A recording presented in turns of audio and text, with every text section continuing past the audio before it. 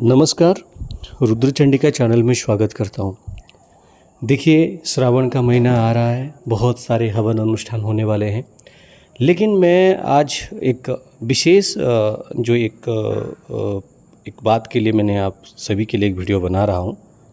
मैं ये कहना चाहूँगा कि इस बार श्रावण का जो महीना है, इसमें आप पूरा रेडी रहिए कि कभी भी किसी भी प्रकार की हवन अनुष्ठान हो सकता है। क्योंकि आप सभी लोग जानते हैं कि कोई भी शिव साधक हो, कोई शिव उपासक हो, अनुष्ठान करता है, वो श्रावण में अगर होता है अनुष्ठान, तो वो बहुत ही शक्तिशाली अनुष्ठान होता है, चाहे वो खुद करे, किसी के माध्यम से करवाए। लेकिन आज मैं आप सभी को एक बात कहना चाहूँगा कि वो तो जो सामूहिक अनुष्ठान होगा, लेकिन कोई भी व्यक्ति अगर पर्सनली कोई अनुष्ठान करवाना चाहते हैं, जैसे कि चाहे वो जो आपका जलाभिषेक हो, या फिर लघु रुद्राभिषेक हो, या फिर दुग्धाभिषेक हो, या फिर बेलपत्र अर्पण का हो, कोई हवन हो, या फिर सहस्र जो घटिका अभिषेक होता है, सहस्र कुंभ अभिषेक हो, किसी भी प्रकार की अगर मन में उनका है कि हम आचार्य जी के द्वारा वो करवाएं, तो वो हमें संपर्क कर सकते हैं। मैं आपको एक बात कहना चाहूँगा कि आप संपर्क करने का अब डायरेक्ट मैं आपको हमारे जो ईमेल आईडी है वो देता हूँ। साथ ही साथ जो जिनका स्काइप में वो है, या फिर स्काइप इंस्टॉल करके मेरे साथ बात कर सकते हैं, या फिर मैसेज करना चाहते हैं, वो मैं डायरेक्ट आपको स्काइप का लिंक इस वीडियो के डिस्क्रिप्शन में दे रहा हूँ।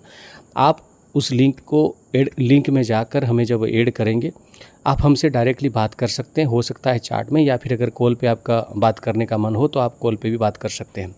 देखिए, मैं कुछ विशेष अनुष्ठान की बातें आप लोगों को बताने वाला हूँ। इन सभी चीज़ों को आप ध्यान रखें।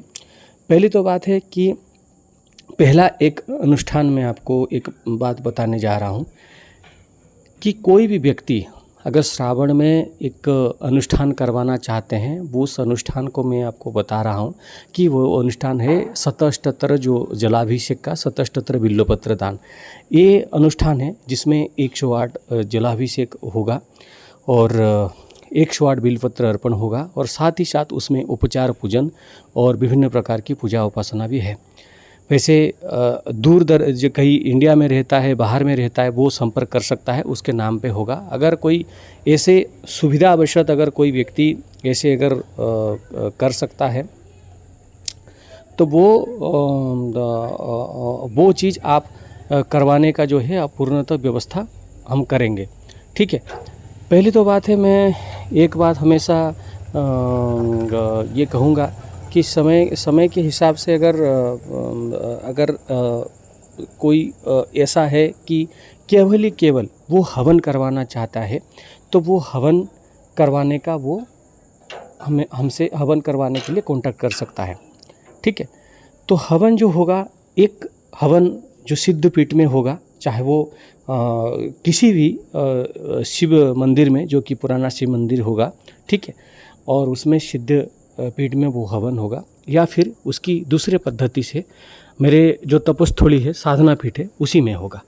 तो उसके लिए भी वो संपर्क कर सकता है।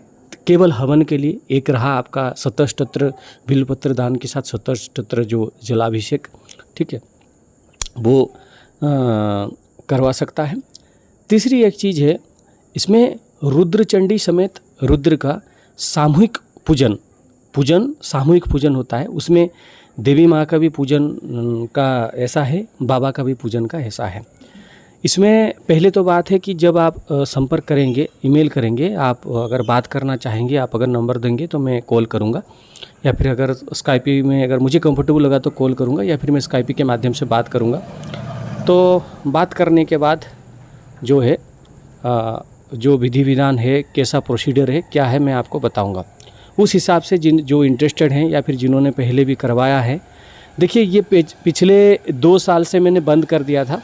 इस बार भी मैं इसलिए डायरेक्ट मैं कोई ऐसा नहीं करता हूँ कि मैं आप कह दिए, फ़ोन कर दिए, मैं कर लूँगा, ऐसा नहीं। क्योंकि मेरे पास बहुत सारे काम रह जाते हैं। तो जिस दिन मैं अनुष्ठान करूंगा उसे 1-2 दिन पहले ही मैं आपको कन्फर्म करूंगा, 1 दिन पहले, या फिर कभी कभी उसी दिन में मैं कन्फर्म कर सकता हूं। अगर मान ले कि इस अनुष्ठान में 11:30-12 बजे करूँगा तो सुबह 7-8 बजे के आसपास में अनुष्ठान के लिए आपको कन्फर्म कर सकता हूँ, तो वो आप मुझे संपर्क कर सकते हैं। तो 3 अनुष्ठान हो गया। एक हो गया कि आपका जो डायरेक्टली हवन के लिए रुद्र चंडी समेत रुद्र हवन, पर्सनल हवन के लिए। दूसरा है, ये सब कुछ पर्सनल के लिए है, कोई सामूहिक नहीं है इसमें, केवल हालांकि जो हमारे सामूहिक पूजन हवन होता है उसमें भी जो संकल्प लिया जाता है वो एक एक करके लिया जाता है, पर्सनल नाम गोत्र के साथ लिया जाता है, लेकिन इसमें कुछ विधियाँ, कुछ पद्धति अलग है। तो ये 3 हो गया, ये 3 अनुष्ठान है। और चौथा एक अनुष्ठान मैं बता रहा हूँ, वो है भैरव बाबा का जो एक अनुष्ठान, ठीक है।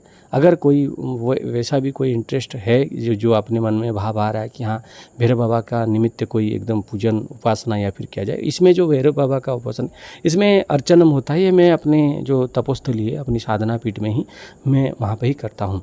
बाकी सभी चीज़ जो होता है वो आपके हिसाब से, अगर सिद्ध पीठ में आप करवाएंगे उसके लिए कुछ क्या प्रोसीडियर है, या फिर आप अगर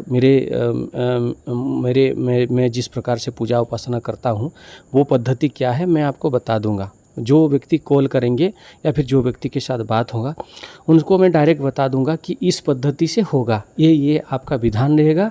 मतलब पद्धति मतलब कैसा है, जैसे पहले ये पूजन होता है, दूसरी बात ये शॉर्टली मैं उनको बताऊंगा ताकि वो भी जाने क्या होगा।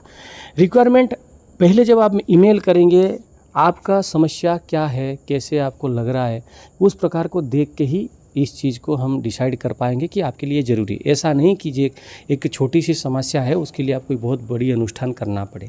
तो ये बात आप जान लीजिए। अगर कोई भी व्यक्ति अगर मेरे से पर्सनल अनुष्ठान करवाना चाहते हैं तो डिस्क्रिप्शन दिए गए ईमेल करिए, और जिनको स्काइपी में डायरेक्ट मुझे ऐड करना है, स्काइपी इंस्टॉल करके वो डायरेक्ट ऐड करके मुझे मैसेज छोड़ सकते हैं। मैं उनको मैसेज में कॉन्टैक्ट करूँगा, होगा तो कॉल पे बात हो जाएगा, या फिर किसी माध्यम से अगर मैं कंफर्टेबल रहता हूँ तो मैं उनको कॉल करके बात कर लूँगा। तो यही अपडेट देने के लिए मैं वीडियो बनाया था। तो ये है अपडेट, आप इसको जान लीजिए, आगे नोट डाउन करिए, क्योंकि श्रावण का पहला 10, 12, 15 दिन तक ही अनुष्ठान कर सकता हूँ। ये अब से शुरू हो जाएगा, क्योंकि बहुत सारे लोग पर्सनल अनुष्ठान करवाने के लिए हमें कांटेक्ट करते हैं, लेकिन समय के अभाव से मैं कर नहीं पाता हूँ। अगर ऐसा है तो आप मान लीजिए कि जल्द ही शुरू हो जाएगा। हर वीक की जो मंगलवार का दिन होता है, या फिर बुधवार, गुरुवार, ये 3 फ्राइडे, सैटरडे, संडे, इन सभी दिनों में ये चीज़ हो सकता है, ठीक है। तो मैं ज़रूर संपर्क करूँगा। आप पहले ईमेल करिए जिनको जो इंटरेस्टेड हैं, और फिर मैं बात करता हूँ। जय माता दी।